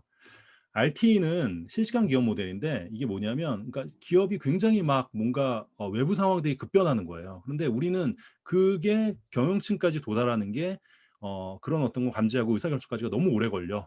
그러다 보니까 이것들을 좀 줄여보자라는 측면에서의 기업 전략이라고 생각해 주시면 될 것 같습니다. 그래서 뭐 비저빌리티, 인텔리전스, 스피드 뭐 이런 것들이 있기는 한데요. 이거는 그냥 한번 그 서브노트 기반으로 한번 봐주시면 좋을 것 같고, SEM이나 뭐 VBM 전략 관련해서 그리고 가치 기반의 어떤 관리를 해보자. 뭐 이런 부분들도 한번 봐주시면 좋을 것 같아요. 그냥 경영을 함에 있어서 좀 필요한 부분이고, 린 스타트업 요거는 시험에 한번 나왔고요. 스타트업인데 어떻게 할 거야 했을 때 이제 린 방식 저희가 있잖아요. 그 애자일 방법 중에 린 쪽으로 한번 해보자라는 측면에서 이제 화두가 됐었고 책도 이제 출간이 됐었던 부분들이 있습니다. 2013년도 정도로 기억을 하는데 그때 좀 화두가 많이 됐었어요. 그래서 뭐 제품 개발 사이클은 아이디어, 프로덕트, 런 이런 관계로 가져가자. 그래서 요 사이클을 굉장히 빠르게 돌려서 MVP를 빨리 출시한 다음에 그 다음에 그거 기반으로 제품을 확대해 나가자라는 측면이고요. 뭐 그러니까 간단하게 말씀드리면 우리가 뭔가 제품을 출시해야 되는데 그걸 다 뭔가 그 사용자 요구사항을 다 만들어 가지고 출시할 수도 있겠죠. 스마트폰을 만든다라고 하면 그 어떤 카메라도 돼야 되고 뭔가 그 안에 뭐 그 방수도 돼야 되고 이런 기능들 다 할 수 있겠지만 그런 게 아니라 그냥 전화하는 기능들만 먼저 획기적으로 만들어서 배포해 보는 거예요, 출시를. 근데 이런 부분들의 불편함이 있대요라고 하면 그걸 빨리 받아서 또 그 기능들을 넣어 가지고 또 출시하는 거예요. 네. 그러니까 이 스타트업 같은 경우에는 자원이 굉장히 부족하잖아요. 인력도 부족하고 돈도 부족하니까 사실은 뭔가 체계 완벽하게 만들어서 뭔가를 출시한다는 게 굉장히 사실은 그 어려운 부분들이 있어요. 그렇다 보니까 핵심, 그러니까 이 전화 혹은 아니면 우리의 서비스의 핵심은 뭐냐? 그 핵심적인 기능만 먼저 출시를 하고 그걸 이제 MVP라고 하거든요. 미니멀, 바이어블, 프로덕트라고 합니다.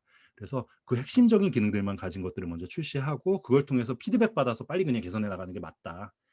라는 측면이라고 봐주시면 될 것 같아요. 네, 경영 전략까지 봤고, 그리고 IT 전략 측면에서 보면 뭐 바이모달 오늘 봤었던 거죠. 네, 두 가지 관점으로, 그러니까 기업이 뭐 전통적인 관점과 아니면 애자일 관점 이렇게 급진적인 관점을 같이 이제 하는 부분들도 있고, 요즘에 이제 디지털 트랜스포메이션, 이게 또 유행이기 때문에 요거에 관련된 내용들도 좀 얘기가 좀 되고 있고요.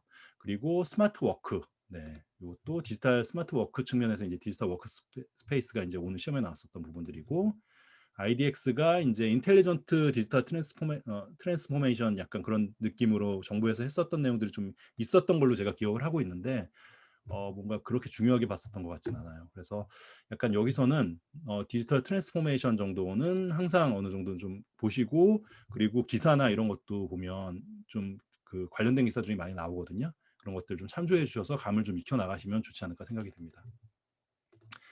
경영 혁신하기 위해선 여러 가지 이제 방법들이 있죠. 프로세스를 바꾸자, 아니면 뭐 이노베이션을 해보자, 아니면 뭐 고객 중심적으로 바꿔보자, 약간 이런 부분들이 있는데 프로세스를 개선하기 위한 방법으로는 이제 뭐 BPM, 그러니까 이 BPM은 프로세스를 관리하자는 측면이에요. 그러니까 예를 들자면 기존에 가시화되지 않았던 부분들을 가시화시키고 관리해보자라는 측면이고 그런 측면에서 이제 BR이나 BPA, 뭐 BAA 같은 것들이 있습니다. 비즈니스 룰 엔진이고요, 얘는. 네. BPR은 그런 부분들의 그 이제 그 프로세스가 이런데 얘를 좀 획기적으로 좀 바꿔보자라는 측면에서 이제 BPR이 있는 거고요. 네, 그래서 핵심 업무를 급진적으로 재설계한다. 제로 싱킹, 완전 바닥에서 생각해보자라는 측면이 있는 거고요. 그래서 분석 기법이랑 재설계 기법도 있으니까 제가 여기서 넣어놨으니까 한번 나중에 참고하실 때 보시면 좋을 것 같습니다.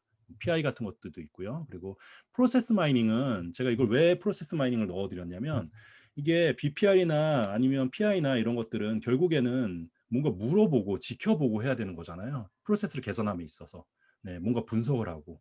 네, 그런 게 아니라 이미 시스템에는 그 사용자가 뭔가 그 시스템을 활용하면서 있었던 프로세스가 다 녹아져 있거든요.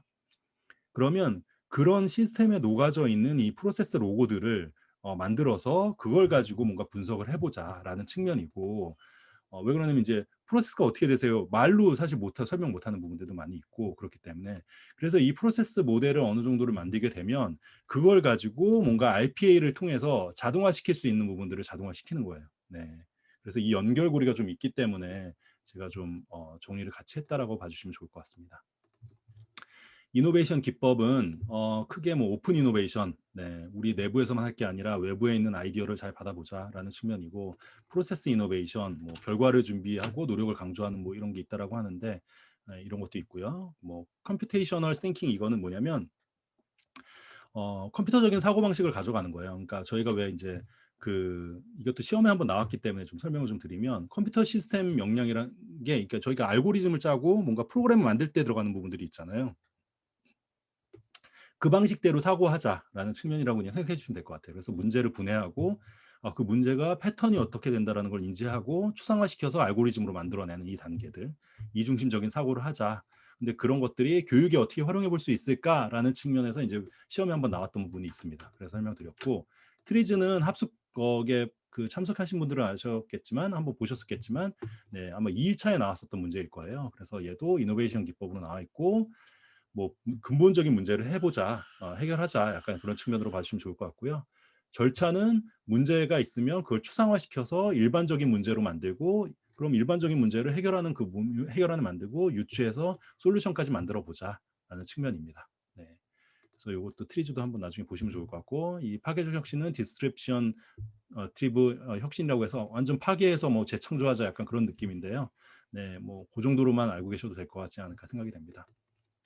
제가 이걸 설명드리는 이유는 약간 이런 관점에서 얘네들을 물어보진 않겠지만 이걸 막 물어볼 수 있어요. 기업 내에 오픈 이노베이션을 하기 위해서 뭐가 중요해지고 있다. 약간 했을 때 근데 오픈 이노베이션을 이해를 못 해요. 그러면 사실은 그 문제를 풀 수가 없잖아요. 네, 그래서 약간 경영이 그런 것들이 되게 많이 있어요. 디지털 트랜스포메이션이 최근에 화두가 되고 있다.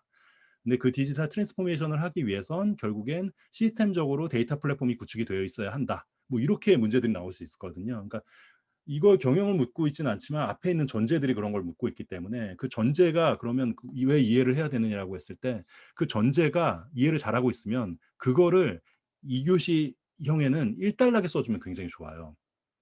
예를 들자면 뭐 아마 굉장히 요즘에는 잘 쓰시는 것 같은데 예를 들자면 디지털 트랜스포메이션이 가속화 뭐 이런 걸 그림을 뭔가 이게 다이어그램 형태로 그려줄 수 있잖아요.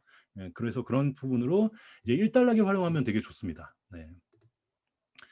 네, 그리고 고객 중심. 우리가 그냥 제품을 만들어내는 게 목표가 아니고 뭔가 고객 중심적, 그러니까 고객의 만족을 위해서 그 사람이 만족할 만한 뭔가를 만들어내자라는 측면에서 이제 고객 중심이라는 게 굉장히 2013년도부터 굉장히 좀 화두가 되었고요, 국내 기업에서도.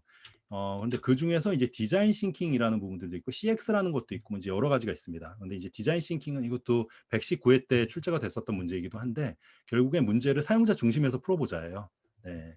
그러니까 내가 뭔가 휴대폰을 만들거나 아니면 내가 강의를 하는데 내 입장에서 강의하지 말고 그 사용자가 어떻게 받아들일지를 생각하고 그 사람의 공감을 한 다음 거기에 맞춰서 서비스를 제공하자 약간 그런 측면으로 생각해 주시면 좋을 것 같아요. 상대방의 입장에서 생각해 보자. 역지사지. 네. 그래서 여기도 보면 뭐 언더스탠딩이 이게 고객을 이해하고 해결 문제점을 만들고 고객한테 피드백을 받아서 실제로 개선해 나가는 이 과정들이고요. 네. 아까 린 스타트업도 이거랑 좀 비슷하긴 하죠. 네. CX는 커스터머 익스피리언스라고 해서 결국에는 고객 경험들, 고객이 우리 회사에서 느끼고 있는 제품에 대한 만족도, 서비스에 대한 만족도, 그리고 뭔가 서비스에 대한 경험들 이런 것들을 총체적으로 잘 관리해야 된다. 이제는 그래서 기업에 대한 이미지도 되게 중요하잖아요. 그러니까 단순히 물건만 잘 판다는 게 중요한 게 아니라 기업이 예를 들자면 뭔가 환경적인 품질 경영을 하고 있는지 아니면 환경을 저해하는 요소들은 없는지 이런 것들도 다 고객들이 느끼는 사실 경험들이잖아요. 그런 걸 총체적으로 관리해보자라는 측면이고 그러면 기업 고객들이 그럼 어디서 그런 부분들을 느끼지? 그리고 우리가 어디서 그런 부분들을 해결하지? 라는 부분들의 어떤 큰 맵 같은 게 하나 있으면 좋잖아요. 네, 그게 커스터머 저니 맵입니다. 네. 고객의 경험을 생생하고 체계적으로 시각하는 방법이에요. 그러니까 고객이 우리 브랜드에 예를 들자면 어떤 우리가 웹사이트가 있고 어떤 콜센터가 있고 그리고 어떤 매장들이 있어요. 그럼 고객들이 그 라인들을 그 채널들을 통해서 접점들이 다 있을 거고 그럼 그 접점을 통해서 고객들이 어떤 경험들을 할지를 쭉 그려보는 거예요. 아, 매장에 방문한다. 그리고 물건을 둘러본다. 그리고 어느 정도 물건을 담는다. 그리고 계산을 한다. 뭐 이런 어떤 것들을 쭉 고객의 흐름대로 딱 놓은 다음에 거기서 어떤 페인 포인트들이 있는지를 표시하는 거예요. 네. 그래서 그런 부분들을 해결하거나 아니면 전체적인 관점에서 고객이 우리 회사를 어떻게 느끼고 있구나라는 부분들을 좀 살펴보고 그 부분들을 개선해 나가는 활동을 하기 위해서 만드는 것이 커스터머 전이 맵입니다. 네. 그래서 이것도 뭔가 기업 내에서의 이 커스터머 전이 맵만 볼 게 아니라 CX 관점에서의 이해를 먼저 좀 하시고 그 관점에서 커스터머 전이 맵을 좀 이해하시면 좋을 것 같아서 이렇게 좀 놨고요. 네. 네. 또 의사결정을 또 해야 될 거잖아요. 목표 저희 뭐 요번에 100억 써야 되나요? 아니면 50억 지금 이거 나갈 것 같은데 실제로 지출을 해도 될까요? 뭐 이런 여러 가지 이제 상황들이 있을 수 있잖아요. 그럴 때 이제 의사결정에 지원을 해주기 위해서 이제 BI 같은 툴들이 있어요. 네, 그래서 비즈니스 인텔리전스라고 해서 실제로 아마 이 기업 내에서 좀 쓰고 계시지 않을까 좀 생각은 되는데, 네, 저희 같은 경우에도 이제 쓰고 있거든요. 그래서 뭐 전략, 분석, 뭐 운영 BI, 정보 전달 BI 이런 것들을 활용해서 이제 기업 내 의사결정을 좀 돕는 어떤 데이터를 시각화해서 보여주거나 뭐 이런 부분들에 좀 활용을 하고 계시는데요. 여기서 이제 분석 기술로 잘 알고 계시듯이 이제 올랩 같은 것들을 활용하기도 합니다. 네, 그래서 올랩을 구축하기 위한 요소로는 뭐 데이터 마이닝을 할 수도 있고 뭐 DW 같은 것들을 만들어서 할 수도 있죠. 네. 또 올랩도 너무 또 깊이 들어가면 또 좀 이게 헷갈리실 수 있으시니까 우리가 BI 그러니까 비즈니스 인텔리전스 비즈니스의 의사결정을 하기 위한 도구가 있어야 되는데 그럼 뭘 보고 할 거야? 뭐 지표라도 좀 보여줘야 될 거잖아요. 우리가 지금 사용자 수가 이렇게 감소하고 있어요. 아니면 매출이 이렇게 떨어지고 있습니다. 뭐 이런 것들에 대한 지표를 보여줘야 되잖아요. 예, 그렇다 보니까 그런 것들을 시각화하고 분석해서 시각화하고 하는 도구들이 필요한데 그 중에 하나가 올랩이다. 네. 거기까지. 네. 네. 그리고 BA는 뭐 네, 그냥 넘어가셔도 될 것 같고요. 네. 그래서 저희가 지금 이 전략까지 다 본 거예요. 그러니까 기업 내에서 그냥 뭐 운영을 잘하는 것도 되게 중요하지만 결국에는 목표를 어떻게 세우고 그 목표를 이루기 위한 전략들을 어떻게 세우는 부분들이 굉장히 중요한데 그럴 때 어떤 도구를 사용할 거냐. 그 목표는 어떤 방식을 통해서 설정할 거냐. 그리고 경영 전략은 어떻게 세우고 IT 전략은 어떻게 세우고 의사결정은 어떻게 할 거야라는 측면에서의 이제 도구와 시스템적인 연관되어 있는 부분들을 지금 제가 쭉 다 설명을 좀 드린 거고요. 네, 이제 밑에는 좀 금방 할 수 있을 것 같아요. 네, 뭐 경영 이론 굉장히 빨리 넘어가겠습니다. 네, TOC, 이슈 탐색, 뭐 백캐스팅 아까 설명드렸고 TOC는 이것도 119회 때 나왔던 거예요. 그러니까 기업 내에 어떤 프로세스들이 여러 가지가 있는데 그 중에 제약이 되는 요건들을 해결하면 전체 문제가 다 해결이 된다. 약간 그런 측면으로 생각하고 그 제약이 되는 부분들을 찾아내고 그리고 해결해가는 기법 정도로 생각해 주시면 될 것 같아요. 지금 그렇게 컨셉을 잡고 나중에 서버노트 보실 때 그 컨셉을 잡고 보시면 훨씬 더 빠르게 이해하실 수 있으실 것 같습니다. 네, 이슈 탐색은 국가 미래 전략을 위해서 다양한 대역의 데이터를 수집해서 위험 인자와 기회 요소를 발굴하기 위한 미래 예측 방법론이라고 합니다. 네. 품질 경영, 기업 내에서 이제 품질도 되게 중요하잖아요. 근데 우리는 품질을 다 지켰어라고 하면 아무도 인정 안 해주잖아요. 그래서 나온 게 이제 ISO 9000이고요. 그러니까 품질 제품 또는 서비스가 사용자가 요구하는 요구 사항들을 다 충족했고 유효하게 운영하고 있어를 인정해 주는 거예요. 네, 그래서 그 인정 기준이라고 봐주시면 될 것 같습니다. 그리고 식스 시그마는 사실 지금 별로 중요하진 않은데 이게 모토로라에서 나왔던 부분이에요. 그러니까 제조를 할 때 서비스를 제공할 때 그런 어떤 성과나 이런 것들을 실적이나 이런 것들을 어떻게 개선해 나갈까라는 측면에서 한때 화두가 됐었기 때문에 이제 같이 좀 넣었던 부분들이 있는 거고요. 기업의 사회적 책임도 되게 중요하죠. 네, 뭐 사실 돈만 버는 게 아니기 때문에 그래서 그런 관점에서 CSR이랑 ISO 2만 같은 표준들이 있습니다.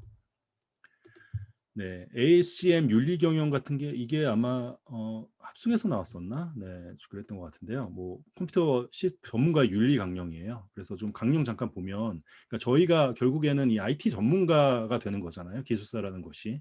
그러면 이런 어떤 윤리도 굉장히 중요하잖아요. 그러니까 어떤 지식적인 것만 채워주는 게 아니라 굉장히 이런 윤리적인 측면에서도 이런 어떤 것들을 준수해야 된다라는 측면으로 사실은 이런 게 시험에 나오지 않았을까 생각이 되고. 뭐 일반적인 윤리 원칙, 전문가로서의 어떤 책임을 가져가야 되는지, 전문 리더십은 원칙은 뭔지, 뭐 이런 부분들이 있고요. 나중에 면접을 보시게 되면 기술사 강령 같은 게 또 있어요. 네, 그걸 또 외워서 또 가셔야 됩니다. 네. 기업 가치. 그러니까 기업 내에는 여러 가지 가치가 있어요. 그냥 뭐 사실은 자산, 제일 쉬운 게 자산, 매출 뭐 이런 걸 텐데, 그게 아니라 소프트웨어를 가치로 따져줄 수도 있고, 그게 아니라 인적 자산도 또 가치가 될 수도 있는 거잖아요. 아니면 특허가 있으면 그것도 이제 하나의 자산 가치가 되고. 그럼 이걸 왜 계산하냐라고 했을 때 결국에는 이 기업의 가치를 결정해야 되는 시점이 있어요. 언제? 투자를 받을 때. 네. 아니면 우리가 기업 공개를 할 때. 네.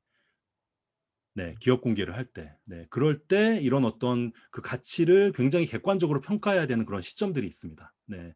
그래서 그러니까 이런 거죠. 내가 뭔가 투자를 받으려고 하는데 결국에는 니네 회사가 결국은 얼마짜리인지 한번 보자. 약간 그거 되면 거기에 맞춰서 사실은 주식 교환을 하거든요. 주식을 제가 투자를 한다는 건 사실 그런 거잖아요. 그냥 돈을 주고 그냥 하는 그런 투자들도 있지만 빌려주는 그런 게 아니라 지분을 인수하는 그런 투자들도 있거든요. 그러니까 지분을 인수할 때 그러면 내가 그 한 주당 얼마를 그럼 내가 줄 거야라는 측면에서 봤을 때 그 한 주에 대한 가치, 네, 그러려면 기업에 대한 가치를 이제 산정해야 되는 부분도 있고 그러다 보니까 이제 기업 공개를 할 때나 그렇게 어떤 투자를 받을 때 이 기업 가치를 산정하게 되는데요. 또 이제 어떻게 보면 대출을 받거나 아니면 뭐 이럴 때도 좀 뭐 이렇게 산정을 하기도 한다라고 합니다. 그래서 기업 가치를 평가함에 있어서 평가 요소가 뭐가 있느냐라는 측면이 뭐 있을 수 있고요. 그 기술 가치 평가, 특히나 우리는 IT이기 때문에 네, 기술 가치 평가를 할 때는 기술성, 권리성, 시장성, 사회성 이런 것들을 본다고 하고요. 그리고 평가 방법으로는 뭐 소득 접근법, 실물 옵션 모델, 시장 접근법 뭐 이런 것들이 있는데 요거는 아마 서브노트에 제가 확인을 해보니까 거기 다 나와 있어요. 그래서 서브노트 중에서 좀 보강해 주시면 되지 않을까 생각이 됩니다.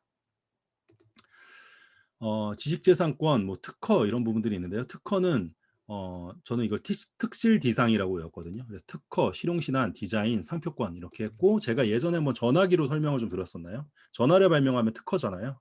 네, 근데 전화기에 예를 들자면 그 예전에는 전화기가 수학 듣는 쪽과 말하는 쪽이 이렇게 분리가 돼 있었는데 그걸 통합했어요. 네, 그럴 때는 실용신안, 디자인적으로 뭔가 아름답게 꾸미면 디자인, 그리고 거기에 나문이라는 상표를 붙이면 상표권이 되는 겁니다. 네, 그래서 기업 가치는 이런 것들을 통해서 그 하나 회사의 기업 가치를 좀 측정해 주는 부분들이 있고요. 기업 운영은 제가 뭐 이 마케팅을 사실은 뭔가 어디에 넣을 데가 좀 없어서 좀 넣었기는 했는데 마케팅적인 측면에서 보면 뭐 그로스 해킹이나 포피 뭐 이게 다 마케팅적인 용어들이거든요. 프로그래미틱 바잉은 이건 뭐냐면 저희가 구글 혹시 보시면 아시겠지만 구글에서 막 보다 보면은 광고 같은 거를 제가 한번 뭔가 이렇게 선택을 하실 때가 있잖아요. 그러면 그 뒤부터는 유사한 광고들이 계속 나와요. 그 광고가 나오거나. 그러니까 사용자가 웹사이트를 그렇게 뭔가 사용하는 그런 패턴들을 행태들을 보고 거기에 맞는 광고를 제공하는 거예요. 네. 약간 그런 관점에서 이 프로그래매틱 바잉을 이해하시면 좀 좋을 것 같습니다. 네. 뭐 STP, 포시, MCM 이런 것들은 다 이제 마케팅적인 용어라서 그냥 한번 이해 보시면 이해하는데 어렵진 않을 것 같고요. 자, 이제 기업에 대한 경영이 다 끝났어요. 네, 이제 경영을 함에 있어서 필요한 것들이 우리가 IT 체계는 어떻게 잡아가야 되고요. 그리고 뭔가 IT 시스템을 만들 때는 그냥 막무가내로 할 게 아니라 기본적인 체계를 만들어 놓고 그리고 우리가 뭘 할 건지에 대한 부분을 ISP를 통해서 결정하고 그리고 세부적인 플랜들을 ISMP로 만들어야 돼요. 그런데 그런 것들을 만듦에 있어서 이제 전략 수립이라는 것이 굉장히 중요한데 그런 전략 수립을 하기 위한 방법론들이 몇 개가 있습니다. 네, 그리고 경영 이론이나 방침들도 있고 기업의 가치를 이런 것들을 잘했을 때 기업의 가치가 올라갈 텐데 그 기업 가치를 평가하는 방법들도 뭐 네, 평가하는 것들도 이제 뭐 여러 가지가 좀 있다. 네, 평가하는 방법, 기술 가치 평가나 특허나 이런 것들이 있습니다. 네, 라고 이제 일단은 한 방향으로 이해해 주시면 좋을 것 같고요. 이제 기업 시스템은 알고 계시는 시스템들이에요. 다. CRM 고객 관리 관리, ERP, SCM 오늘 봤던 거, PLM 제품 라이프 사이클 매니지먼트. 그래서 제품의 생산은 그 과정들의 라이프 사이클을 다 관리하겠다. 예를 들자면 우리가 휴대폰을 만드는데 도면을 설계하고 그 도면이 설계된 것들을 프로토타이핑해서 만들고 뭐 이런 부분들을 다 시스템으로 다 관리하겠다. 네, 그래서 이 PLM은 스마트 공장, 네, 스마트 팩토리 이런 쪽에서의 키워드로 써주시면 좋습니다.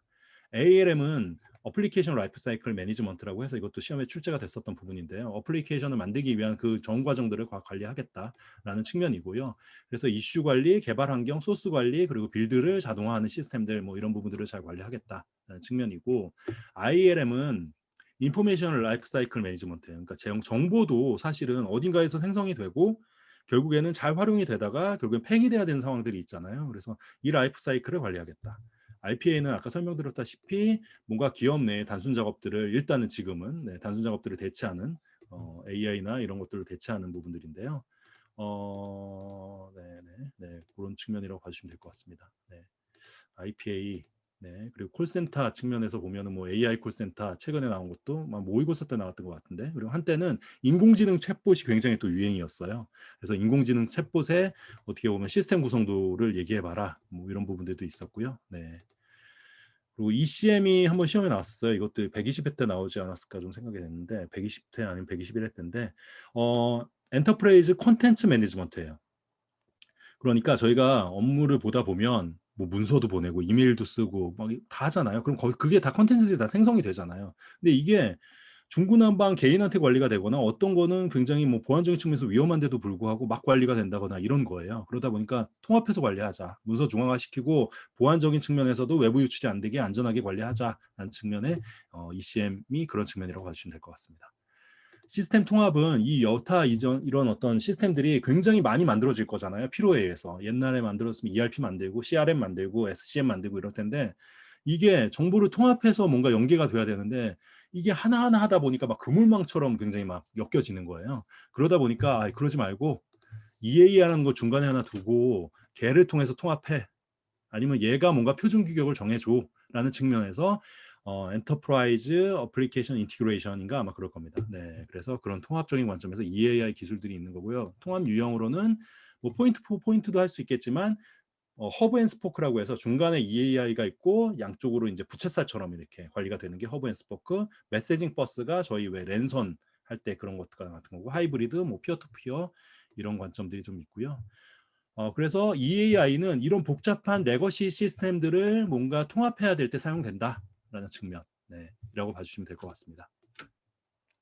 네, 그리고 위에는 해당이 되진 않지만 이제 플랫폼 비즈니스를 해야 될 때도 있잖아요. 그러니까 플랫폼이라고 하면 굉장히 많이 얘기가 되고 있는데 저는 이 플랫폼이라는 걸 개념을 이해하는 게 굉장히 좀 어렵기는 했어요. 이 플랫폼, 지하철 플랫폼, 그게 뭐지? 그게 그런데 뭐 무슨 상관이지?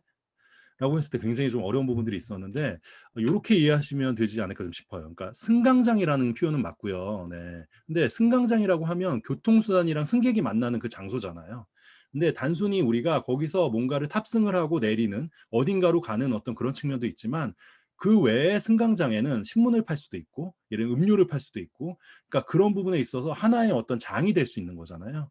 네. 그런 측면에서 이제 확대할 수 있다는 측면으로 저는 좀 이해를 했고요. 이 플랫폼적인 측면이 보면 그렇기 때문에 뭔가 비즈니스를 할 수 있는 어떤 장이라고 생각해 주시면 좋을 것 같고 그렇기 때문에 이 플랫폼을 할 수 있는 형태도 굉장히 많이 있습니다. 그러니까 예를 들자면 저희가 애플이나 안드로이드 같은 것도 플랫폼이잖아요. 그러니까 모바일 OS를 제공하고 거기서 개발자들이 들어와서 실제로 그 안에서 안드로이드 앱 같은 것들을 개발하고 실제로 그 고객이 구매를 했을 때 비용을 받아갈 수 있는 구조를 만들어주는 하나의 이제 그 사업 수단이 되는 거고요. 그것도 마찬가지로 커머스 같은 것도 플랫폼이거든요. 그러니까 예를 들자면 이제 쿠팡 같은 것도 판매자가 있으면 판매자가 거기 와서 이제 쿠팡에 와서 상품들을 막 올리잖아요. 그러면 반대편에서는 이제 구매자가 와서 이제 그런 부분들을 사실은 쿠팡을 통해서 쿠팡이 매개체가 돼서 구매자가 실제로 거기서 이제 그 상품을 구매하게 되는 거고, 예, 그걸 이제 다면 플랫폼이라고 하거든요. 그러니까 양쪽에 하나의 이해관계자가 아닌 여러 사람들의 이해관계자가 들어와서 그 안에서 비즈니스를 할 수 있도록 돕는 네, 어떤 장이라고 봐주시면 될 것 같아요. 네, 그래서 그런 어떤 플랫폼의 유형들이 많이 있고 뭐 스토어, 체인, 커머스, 뭐 에이전트, 웹 서비스, 게임 비즈니스 뭐 이렇게 있는데 저거는 이제 유형들을 제가 좀 정리해 놓은 거거든요. 그래서 나중에 시간 날 때 한번 좀 보시면 플랫폼을 이해하시는데 도움이 되실 것 같습니다. 네. 국가 비전 정책, 기업을 함에 있어서 실질적 경영을 어떻게 하고 시스템을 어떻게 관리하는 것도 중요하지만 기업 국가가 어떤 비전을 가지고 정책을 하느냐에 따라서 기업에 영향을 미치는 것도 너무 많아요. 그래서 그런 부분에 이제 알고 가셨으면 좋겠는 측면에서 넣었고요. 한국판 뉴딜은 디지털, 그린, 안전망 강화, 지형 균형 뉴딜로 이제 이루어져 있고 디지털 뉴딜은 DNA 생태계, 교육 인프라, 뭐 비대면 산업 육성 이렇게 오늘 시험에 나왔던 SOC 디지털화 같은 것들이 있고요. 그리고 DNA 생태계 강화에는 저희가 잘 알고 있는 데이터 댐 같은 것들이 있습니다. 네. 그래서 이 한국판 뉴딜은 굉장히 예산을 많이 부어서 하는 거잖아요. 근데 이게 이 예산을 제대로 쓰이게 하려면 결국엔 저희 같은 전문가들이 필요하거든요. 네, 그러면 이런 저희 같은 전문가들이 이런 뉴딜을 추진함에 있어서 굉장히 중요한 역할들을 할 텐데 이 사업을 굉장히 잘 이해하고 그리고 이걸 끌고 가기 위한 해결책들을 알고 있느냐라는 문제들이 나올 가능성이 높아요. 그래서 그런 관점으로 항상 좀 생각해 주시면 좋을 것 같습니다. 공공 데이터 이게 공공 데이터 개방해가지고 그때 한번 좀 이슈가 돼서 나왔던 부분들이긴 하고요. 데이터를 개방하면 그 데이터를 실제로 거래할 수 있는 플랫폼도 있어야 되고, 네, 국가에 어떤 데이터들이 있는지 그 데이터를 볼 수 있는 데이터 맵도 있어야 되고, 그리고 법적으로 데이터를 어떻게 이걸 공공 데이터로 활용할 거냐 이 규정한 그 데이터 기본 원칙들도 있어요. 네, 그래서 저는 이거를 확평 이영이라고 외웠거든요. 그래서 이용권을 최대한 보장해야 되고 평등하게 해야 되고 누가 뭐 남운이 온다고 데이터 더 많이 주고 이럴 게 아니라 네, 영리적 활용을 보장해야 되고 이거를 비즈니스에 활용하더라도 뭐라고 하면 안 되는 거예요. 네. 그리고 이용자가 의무를 준수해야겠죠. 네. 그렇게 되고 전자정부, 네, 전자정부가 워낙 또 저희가 또 유명하고 그리고 예전에 또 수출도 됐기 때문에 그런 부분들이 좀 있어서 좀 넣은 부분들이 있고요. 이거는 서브노트를 그냥 한번 보시면 될 것 같아요. 네, 규제 샌드박스가 요것도 컴시응에 출제가 됐었던 문제입니다. 네, 제가 표시는 안 했는데 컴시응은 노란색으로 표시할게요. 네, 그래서 규제 샌드박스라고 하면 결국에는 어떤 그 규제가 됨에 있어서 그런 것들 신청을 하면 신속하게 확인하고 이게 법에는 위반이 되지만 그래도 특례를 좀 주겠다. 아니면 이거는 법에 위반이 되는지 안 되는지 잘 모르겠으니 일단 임시화가 하겠다라는 측면으로 일단은 사업을 빠르게 할 수 있도록 해주는 거고요. 네, 왜 그러냐면 그 법이 규정이 막 돼 있어서 하고자 하는 그런 어떤 사업들도 제대로 못 하고 있기 때문에 네, 그런 측면이고 이거는 규제 샌드박스를 물어볼 수도 있지만 규제 샌드박스가 어떻게 추진이 되고 있는지 약간 그런 어떤 트렌드를 좀 보실 필요는 있어요. 그리고 이제 스타트업을 육성하는 건데 저희가 정부에서 약간 어떤 유니콘이다. 네, 뭐 예비 유니콘이다 이런 스타트업을 많이 육성을 하려고 해요. 그 이유는 일단은 그 채용을 많이 한다라는 측면도 있지만 결국엔 이런 IT 기업이 육성이 돼야 우리 그 비즈니스 자체 그러니까 그 기업의 그 어떤 생리라고 해야 되는 그런 것 자체가 굉장히 좀 탄탄해질 수 있거든요. 그래서 스타트업을 굉장히 많이 육성을 하고 있는 상황이고, 근데 그런 육성함에 있어서의 문제점들을 제대로 인식해 보자라는 측면에 캐즘, 악마의 강, 데스밸리 같은 것들이 있습니다. 네, 캐즘은 네, 주류 시장으로 넘어가는 지점에 신제품 확산에 실패하거나 일시적으로 판매가 정체되는 이제 현상이죠. 네, R&D도 됐고 그리고 어느 정도 주류 초기 시장까지도 어느 정도 다 됐는데 주류 시장으로 못 넘어가는 거예요, 얘는. 네. 악마의 강은 우수 기술이 있는데 자금이 없어서 못하는 거예요. R&D 단계에서. 네, 데스밸리는 R&D까지 성공을 했는데 자금 부족으로 사업화를 못하고 있는 거예요. 네, 그렇게 봐주시면 될 것 같습니다. 엑셀러레이터는 이런 기업들의 이제 자금을 뭔가 저희가 엑셀 밟는다고 하잖아요. 뭔가 붕 나갈 수 있도록 이런 기업들의 어떤 자금을 지원하거나 이런 어떤 부분들을 얘기를 하는 거라고 봐주시면 좋을 것 같습니다. 뭔가 촉진시켜주는. 뭐 지능정보사의 뭐 이런 부분들도 과거에는 좀 있었는데요. 뭐 지능정보사의 그 윤리 가이드라인 이게 사실 기존에 있었기 때문에 제가 추가를 하기는 했는데 최근에는 좀 사그라든 것 같기는 해요. 안 나오고. 네. 그래서 이런 국가적인 정책들도 잘 보고 이제 경영을 해야 된다. 마지막입니다. 패러다임 사회 현상. 네. 경영을 하려면 어떤 패러다임이 어떻게 환경이 바뀌고 있고 사회의 이슈는 뭐가 있는지 이런 것들도 알 필요가 있기 때문에 사실은 이렇게 출제가 되고 있는 것 같고요. 이슈는 제로 레이팅, 뭐 제로 레이팅은 이런 거죠. 그러니까 예를 들자면 이번에 그 망분리 관련된 내용도 나왔는데 실제로 어떤 그 통신사에서 예를 들자면 그 통신사에서는 우리 통신사에서는 상황하면 넷플릭스 그 망 비용은 우리가 공짜로 해줄게. 약간 이렇게 되는 거죠. 네, 그게 이제 제로 레이팅이거든요. 그러니까 어떤 서비스를 이용하면 거기에 대한 그 통신 요금은 무료로 해줄게. 약간 이런. 네, 저희가 데이터를 사용해야 되는데 그런 측면이고 얘가 왜 문제가 되냐면 이게 통신이라는 게 그렇잖아요. 그 LG라고 하면 LG망만 쓰는 게 아니거든요. 그러니까 여러 가지 망을 거쳐서 가야 되는데 얘네들이 자기네 사업화를 위해서 그렇게 무료로 해줘 버리면 그 망 전체에 부하가 일어날 수 있잖아요. 네, 그래서 사실은 얘가 이제 문제가 돼서 119회 때 출제가 됐었고 디지털 세금은 구글이나 구글세라고도 하는데 구글이나 이런 쪽에서 글로벌 기업 같은 데서 세금 회피를 하기 위해서 이제 뭔가 전략적으로 하는 부분들을 이제 세금을 과금하겠다라는 측면입니다.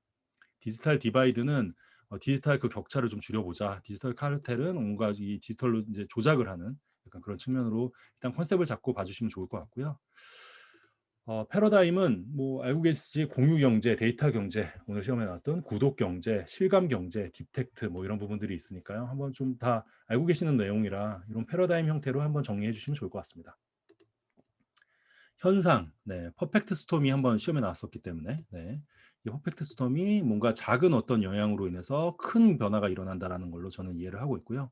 기기 이코노미는 이게 플랫폼 노동자라고도 하는데 플랫폼에 소송이 돼서 그러니까 소속이 돼서 이제 그 저희처럼 정직원으로 뭔가 일을 하는 게 아니라 그렇게 뭔가 단발성으로 플랫폼에서 일을 하는 뭔가 뭐 카카오 낮에는 예를 들자면 카카오 택시 운전 드라이버가 될 수도 있는 거고 밤에는 뭔가 쿠팡이츠 배달로 돼서 밤에는 그 배달을 할 수도 있는 거고요.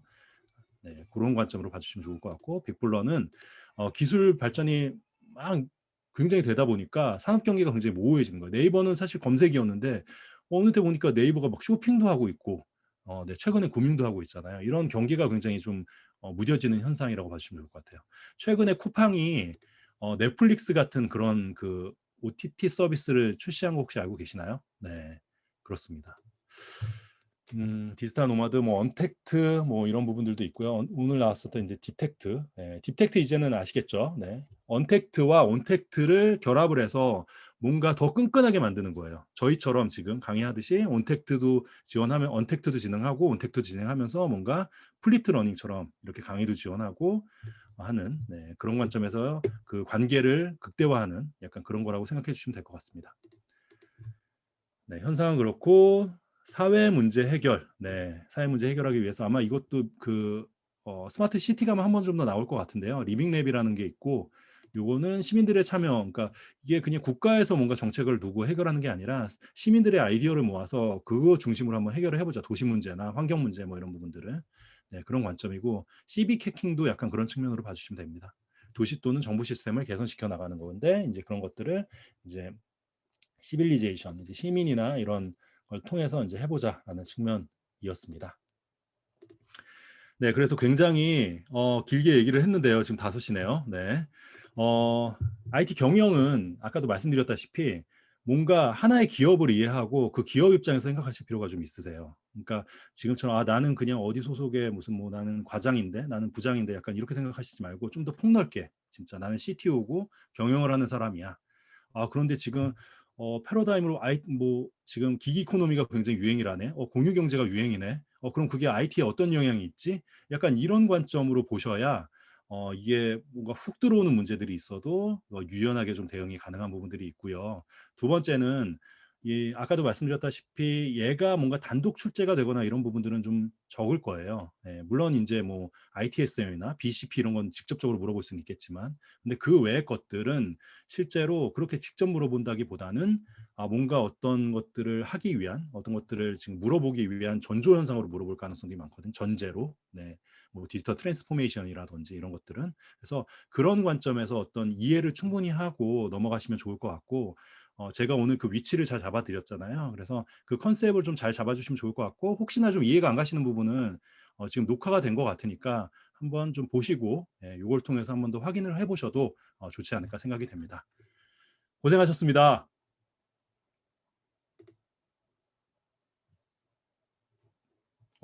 녹화 안 됐나?